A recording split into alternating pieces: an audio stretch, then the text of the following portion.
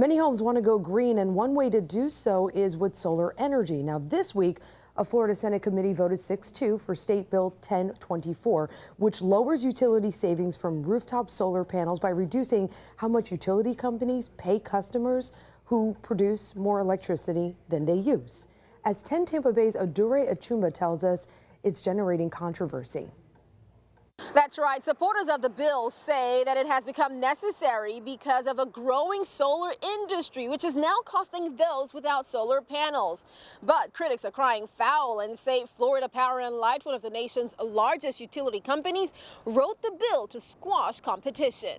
Senate Bill 1024 would effectively turn off the sun. Solar energy system providers say the future is bleak for their industry with Senate Bill 1024. They say utility companies want to eliminate homeowners' ability to provide their own clean electricity.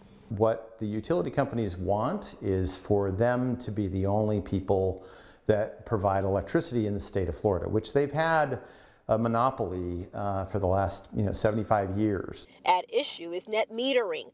Under current law, home or commercial rooftop solar systems get up to 11 cents per kilowatt in form of credits for future use for every kilowatt hours returned to the grid.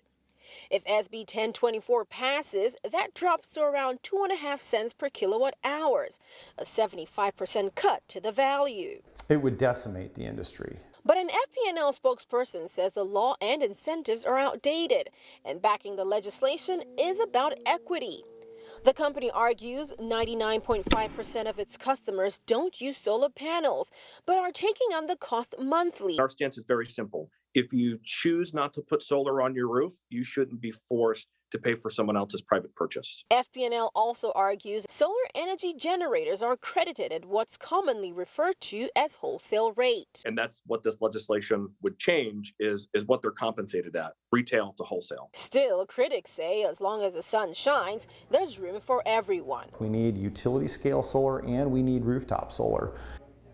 The proposal allows those already using rooftop solar systems to keep doing so under the current net metering rule for 10 more years.